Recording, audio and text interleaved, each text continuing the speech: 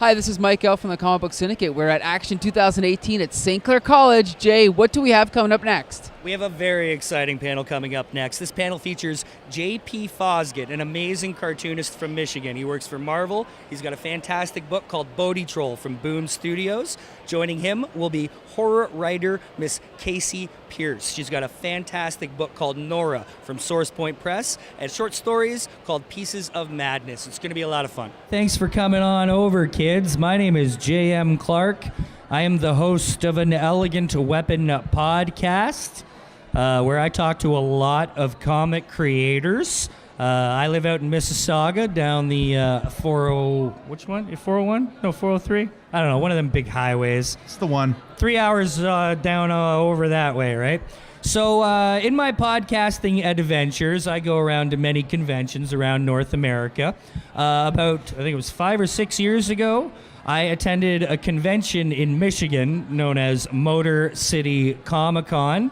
A fantastic show, my favorite show of the year, other than this one, of course, that they put on every year in Michigan over in Novi. So I went down on the behest of a couple friends, said I'd have a good time, and I had one of the greatest times of my life. And a couple of the amazing benefits that came out of attending this convention were making two incredibly awesome new friends. These two friends sit beside me right now. To my far left, this is Miss Kasey Pierce. Kasey is a writer. She writes a comic book for Source Point Press called Norah. She's also the writer of a novella of short stories called Pieces of Madness. As well, to my immediate left is Mr. J.P. Fosgitt. Jay is a long-time comic creator. He's worked on many, many properties, including his own creator-owned Bodie Troll, which is actually a graphic novel is going to be coming out very soon from Boom Studios on February 28th. So you all need to get your hands on Bodie Troll. He's also done a lot of work for Marvel, tons of covers, variant covers, Rocket and Groot, the Avengers. Deadpool, Gwenpool. Gwenpool. I don't know if you guys ever saw that variant of Gwenpool in a 50s outfit. Anyways, that was his. He does that kind of stuff. Forgive me for comparing in an inevitable way, but he has a very Scotty Young type style in his approach to cartooning and comic book characters. He's a very, very unique artist in the community. So we thought we'd get together and we'd have a little chat. Back when I first met you guys, I think 6 years ago now. Will this be it's my fifth or sixth Motor City coming up? Yeah, it's been like half a decade. Yeah, so back then, Kasey, all you had at the time was Pieces of Madness. I didn't even have that then. Did you not even have that then No. when I met you? No, I was a blogger when you first met me. That first year, you were still nothing but blogging. Yeah. Really? Yeah, I was just Cosmic Kasey. That's awesome. And yeah, we were doing a podcast. We were doing another podcast called Drunk on Comics. Yes. And yeah, go ahead. I was being interviewed and slightly intoxicated, of course. Yeah, Jason Clarke comes up and I don't think he realized he was interrupting the interview. And I had some choice words for you. I did. Yeah, well, that happens at Motor City. But we were friends ever since. Yeah, absolutely. Well, it's been incredible. Since then, you did, in fact, you published Pieces of Madness. I did, yes. Yeah. We published it first through Rocketing Studios. Tony Maiello gave me that opportunity. And now it's being re-released. Well, it has been re-released through Source Point Press. And in the re-release, you're getting 2 bonus stories, illustrations. Like the first book got like this subterranean following, and it just kind of caught fire. I was selling out of it at comic conventions when it was a novella with no pictures. It was just, a straight up book. And that's when, Travis McIntyre of Source Point Press, he didn't approach me about the book. He approached me about pitching a comic book series. And when Tony came to me about writing a horror collection, I said, I don't write books. That's not what I do. I don't write fiction. I'm a blogger. That's what I do. And he said, well, pitch me a story. And when I pitched him a story, it was Dollface, which became Pieces of Madness. And then I pitched something for Travis, Norah, because I told him, I said, I don't write comic books. I'll never write a comic book. That's not what I do. Pitched him Norah, and they signed me to 4 issues. So, I came into this kicking and screaming, but you know what? I'm enjoying every single minute of it. Well, it's a big adjustment to go from blogging to prose to actual scripted dialogue. It is, and I'm so blessed to say that I wouldn't be doing this if it wasn't for those people who believed in me, that said, you can do this. Right. And I'm so glad I'm doing it. And it's worked out beautifully. Norah is a huge success. It's a fantastic comic book. Tell them a bit about what Norah is about. Norah is a coma fisher for hire. So she has the ability to delve into your mind's eye, retrieve you from, or help you cross over during a coma. But she obtained that ability while working in pathogenic development for the CIA. So it's very much like the X-Files in the vein of Starship Troopers. I'm a huge Robert Heinlein fan. And it's all hand-painted as well. So it's a little different. Sean Seal illustrates it. It's gorgeous. This is a big trend right now with hand-painted comics. The painterly and I style. can't get enough of it. I know it's a bigger endeavor. It takes a long time. It does, a lot more but effort. It adds a sort of thick atmosphere to it, some drama to the piece. Right. Yeah, definitely different, especially the way they do panels, because panels become more impressionistic. They're not so, they kind of fade one into the other, as opposed to traditional, square round panels. Kind of organic. Absolutely. Yeah. Organic is a perfect word for it. And you have to learn to tell a story with less words and start thinking about what the pictures are going to be in a way, right? Not necessarily. No. It's funny because the first Norah, when Gary Reed, the late great Gary Reed of Caliber Comics, read it, and he's always given me, honest feedback, and he read it and said, I loved it, but where's your dialogue? And I said, I don't get word heavy. I would rather have the pictures tell the story, I guess. I was just kind of giving him an answer. I'm like, I don't know. He goes, well, that's a personal preference. I mean, I liked it, but Right. I need some dialogue. Nice. Jay, I'm going to start Jay's story because a great way to start Jay's story is a story that he's had to tell so many times it might be getting a little tired for you. But either way, Jay here has been wanting to be a cartoonist pretty much since birth. When Jay was 11 years old, he sent a letter to Jim Henson. He was concerned because growing up, he thought maybe because all the people making the Muppets, that might end by the time he's old enough to get a chance to work with Jim Henson and the Muppets. So he sent Jim a letter saying, voicing his concerns and telling Jim about what he wanted to be a cartoonist and all this. And he drew a little picture of Kermit on the letter, sent it off to Jim Henson. Jim Henson replied to this letter saying, don't you worry, Muppets aren't going anywhere. Thanks so much for your enthusiasm. Keep working hard. Looking forward to working with you in the future. All that wonderful stuff. Now, Jim Henson was a bit of a hoarder. Jim Henson held on to everything he ever pretty much had as far as, communication and letters and stuff. So, recently, an exhibit was opened in New York, and it's the Jim Henson exhibit at the Motion Picture Museum for Moving Museum of Moving Images. Yes. So, what they did is they were going through the archives and looking through all Jim's old stuff. They found Jay's letter and Jim's response to the letter. So who was it who found the letter? Dave Goelz's daughter, and Dave Goelz performs Gonzo for the Muppets. So Gonzo's daughter was going through the archives to find cool stuff for the exhibit, found this letter, and thought, I'm going to Google this guy, Jay Fosgitt, and see if it ever ended up that way. Well, turns out it did. He now works for Marvel Comics. He's done Jim Henson projects. He'd already worked on Jim Henson properties. The Labyrinth illustration book. Yeah, there was the Art of Labyrinth book. There was the Labyrinth coloring book. I just did Art of Dark Crystal book. And I'm doing a Fraggle Rock comic that I'm writing and drawing.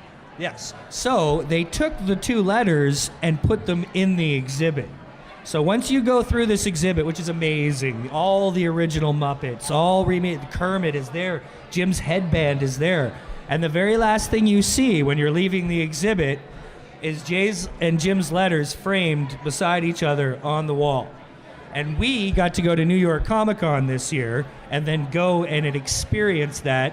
And Jay, you got to see your letters in the exhibit. How was that? That was mind-blowing. I mean, that's, the childhood dream come true in the truest sense.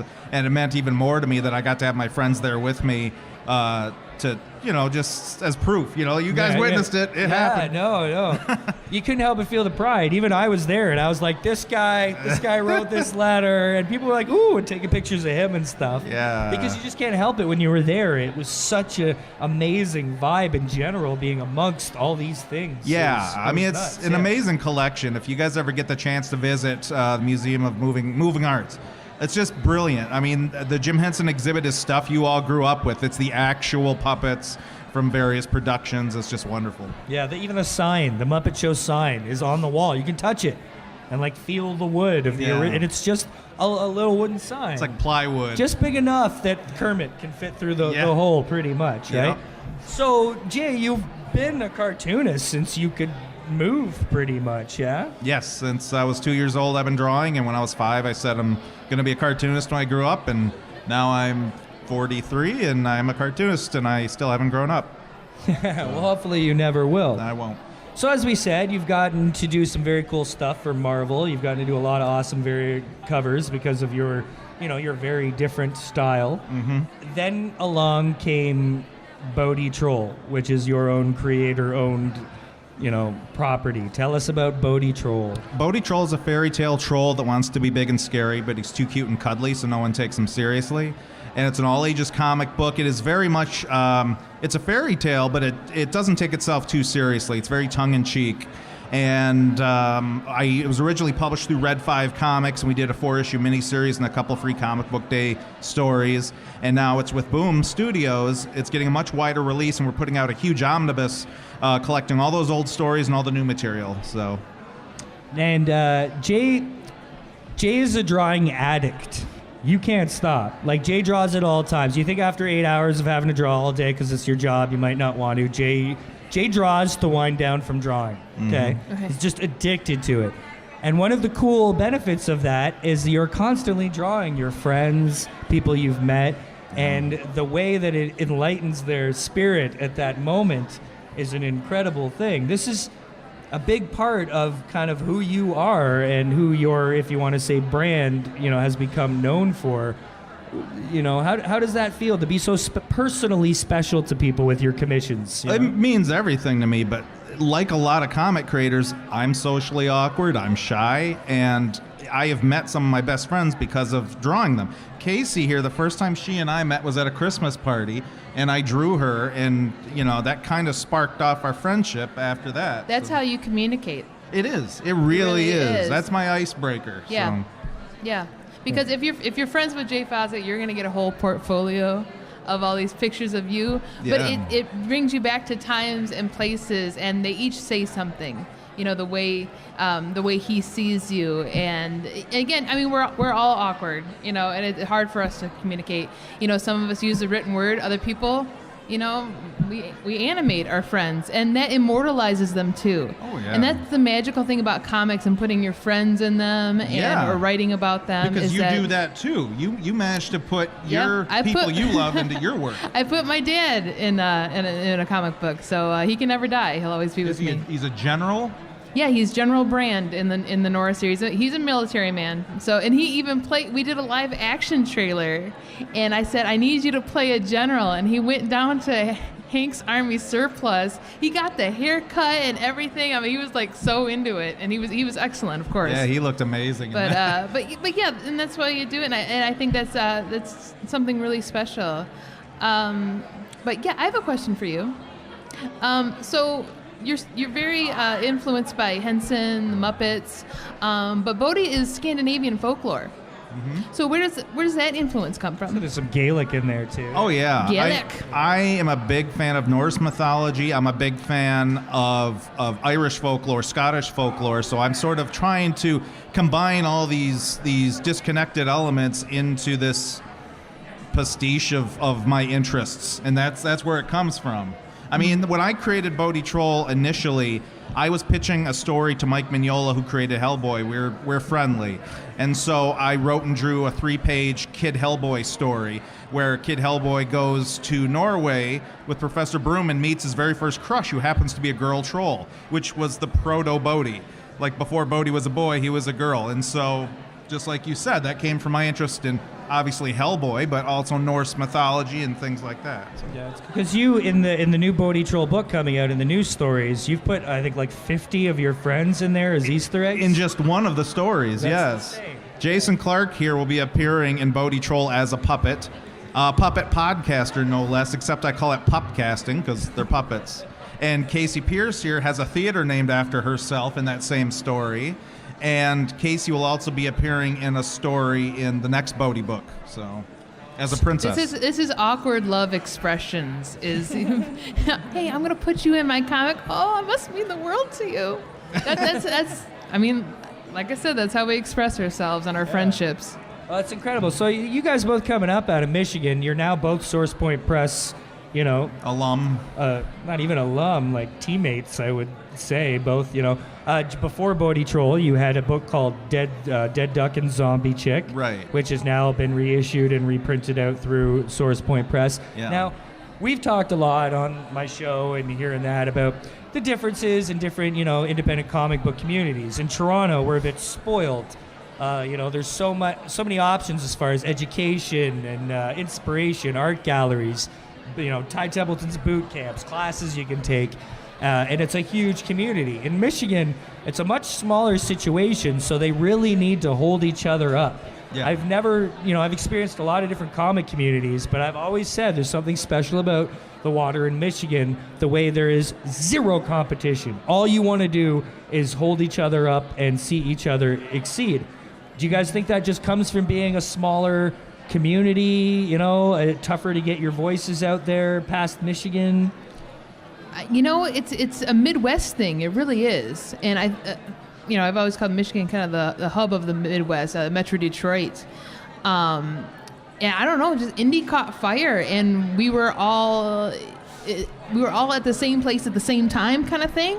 So it's one of those, like, I've seen, I've seen Jay Fosgitt, go from, Ape Entertainment to, Boom Studios. And I've seen, John Merkin, come far and beyond. I've seen all these people grow, and I've grown myself, and we grow together. So I think there's a unity there because we were all there at the same time when it just caught fire. We Right were all time, right friends. place. Yeah, it was. It was magic. It was a lot just of us pure were magic. friends first, Right. and then it just so happened we're all creatives. So Right. I think it was, I don't know, kind of an organic process. Right. It's a beautiful thing, though, that happens out there. Oh, absolutely. Jay, you in your own right are an honorary Canadian. Yes. Jay is a huge Canada-phile. He knows more about our country than we do, I guarantee it. A lot of that is just living in a border town and having access to our TV shows exactly, and stuff. yeah. But something goes beyond that, it seems, with you. You are so beloved in Toronto. People just love you to death out there. Where do you think it is? Where do you think this grew from? I've tried to pinpoint it honestly, and I don't know. I think because to me, Canada is got its own identity that is so far removed from the U.S., and it's an identity I love and want to be a part of that so much. So I spend so much time out here, mostly in Canada, Sarnia, Windsor, Mississauga, Clarkson. But yeah, I don't know. I really wish I could put my finger on it, but it's like, what do they say? Don't ask why a miracle is. You know, that's the quickest way to make it go away. And so I just appreciate the fact that I have this love affair with Canada, and I've had such a great reception from people. Kasey, speaking of Canada, coming up in March is Toronto Comic-Con, and you are a guest this year. I am a guest. Congratulations. Thank that is you. not an easy feat. It's Thanks an amazing for having me, thing. Toronto. Yeah, so are you Yeah. excited about it? What's it like for you to come here and be nobody? You know what I mean? Like starting from the beginning, you know? That's pretty funny. Well, nobody knows you. It's got to be intimidating to come into a new market where people don't really know who you are. No, yet. it's true. It's Yeah. true, and it is. And when I think about it, I just kind of get a little sheepish, like, oh my God, like I still can't believe it, Yeah. you know. But you're gonna kill. It's gonna be awesome. But it's a new challenge, right? You have to look at it It's a new that challenge, way. which is just an opportunity for my growth. So that's what I'm excited about. I'm excited post the convention. What comes next? Right, And that's right. how I'm always thinking, like, this is a great opportunity. And every door I open, there's another door. Right. So I'm just excited to just barrel through it this Well, year. there's lots of reasons why it makes sense for you to have a certain fit in Toronto. One good thing about Toronto is we do have a fair amount of incredible female creators. Yes. Alison O'Toole, who's got a table over there, actually, she's got a brand new anthology coming out, and there's a preview over there called Wayward Sisters. And it's all monster stories by women. It's all just women monster pretty stories. boss. And yeah, it's badass. And it's that's something that Toronto has the base to grow. Horror and women creators, you know? Mm-hmm. So it sounds like a perfect pool for you to dip your toe into, you know? It's got to be exciting. Absolutely. You know? Absolutely. Yeah. I mean, I have a series coming out this Halloween. It's sort of Nordic mythology meets the craft, and it is all female-centric horror. Right. And I'm so excited for it. It's going to be in like the style of heavy metal. Right on. Because I was originally going to pitch it to him, but yeah. I kind of get a little bit of a runaround. But so actually, I'm giving it to Source Point, and I'm totally excited for it. And I'm so happy that with the indie uprise, you're seeing this uprise too in this, girl power in, between illustrators and writers. And the next volume of Norah is going to be all female team with the help of Kelly O'Hara. That's right. Miss Kelly O'Hara is taking over illustration duties, and I'm very, very. It's her first time doing sequential work. Yeah, right? It is. Yep. Yeah. So, and I've already got some, samples from it, and I'm very excited. She's really passionate about the project, and when it comes to, and people have asked me this a lot about how does it feel to be, a female creator and this and that and another thing, and I always say the same thing. I'm not a woman. I'm not a man. I'm a writer, and I would like to be taken as such. Well, however, I used to say that a lot. Well, now as the years go by, I'm starting to see more and more that that there was sort of this stigma that I hadn't noticed before, and but now that's going away, and I'm really excited for that, and I'm really excited for this unity. Well, to your credit, part of the reason it's going away is doing things like the panels you've been doing over the past year. Oh, absolutely, yeah. Talk a little bit about the panels that you put together. Yeah, I do a panel on the importance of marketing and branding. Basically, it's talking about how do you stand out in an ocean of creators doing the exact same thing, because everybody's in line for this job. Everybody wants to be a creator, and it's a different age now. There's a lot to contend with, but there will always be something to contend with. When Funkos go away, there's going to be something else to take its place. When Big Bang Theory goes off the air, there's going to be another show. I guarantee it, just in the similar vein. So with all these things to contend with, how are you going to get them to read a book? I've had so many people come up and go, I'm not really a reader. Well, how do you capture those people? And it's all about strategies, basically, and how to, I call it the new landscape, because that's what it is. Speaking of strategies, having such a huge thing, and I know you've had your moments, you've gotten to be that guy who got to cash your first Marvel paycheck and see your first Marvel book. But now, Bodie, who comes from you, your own heart is about to have an explosion on February 28th. Mm-hmm. You're just excited, nervous, all that stuff. Do we plan to just go absolutely gangbusters getting Bodie out there? Yeah, I mean, I've already hit the ground running with it to do the most.